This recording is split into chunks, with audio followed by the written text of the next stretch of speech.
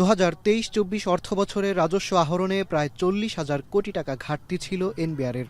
চলতি অর্থবছরে 4,80,000 কোটি টাকার বড় লক্ষ্যমাত্রা পেয়েছে সংস্থাটি। এর মধ্যে আয়কর থেকে তুলতে হবে 1,77,600 কোটি টাকা।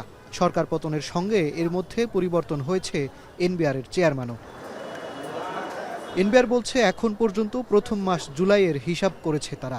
আয়করে এক মাসে 8,885 কোটি টাকার লক্ষ্যমাত্রার বিপরীতে আহরণ হয়েছে 5,384 কোটি টাকা, ঘাটতি 3,500 কোটি টাকা। গেল 9 সেপ্টেম্বর থেকে অনলাইনে রিটার্ন গ্রহণ শুরু করেছে এনবিআর। এ পর্যন্ত ই রিটার্ন জমা পড়েছে 20,000। সোমবার ই রিটার্ন দাতাদের জন্য ফোন সেবা চালু করেছে সংস্থাটি। এনবিআর চেয়ারম্যান বলছেন, দেশে আয়কর দেন সক্ষম ব্যক্তিরও 3 ভাগের 1 ভাগ। সবাইকে করের আওতায় আনতে কাজ করছেন তারা। আবার 44 লাখ রিটার্নের মধ্যে 5 লাখ কেন এই রিটার্ন পড়বে, সমস্যাটা কোথায়? সেটা যদি আমরা জনগণের কাছ থেকে, ট্যাক্সপেয়ার থেকে, সম্মানিত করদাতা থেকে না শুনি, তাহলে আমরা সলিউশন কিভাবে করব?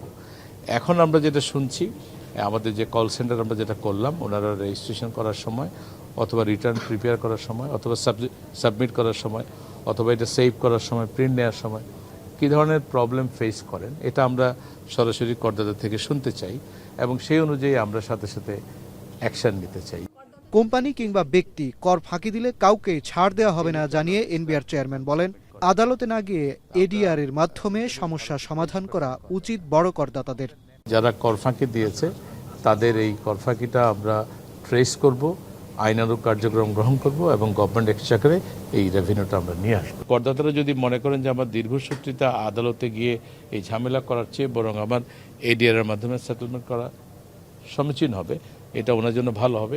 ইউরোপীয় ইউনিয়নের পাবলিক ফিনান্সিয়াল ম্যানেজমেন্ট প্রোগ্রামের অংশ হিসেবে সার্ভিস সেন্টার চালু করল এনবিআর এর আয়কর বিভাগ। মাজহার মাহবুব, এখন, Dhaka.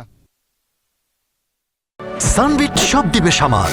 Sunbit magic press dishwashing এর মাথা ঘোরানো সলিউশন।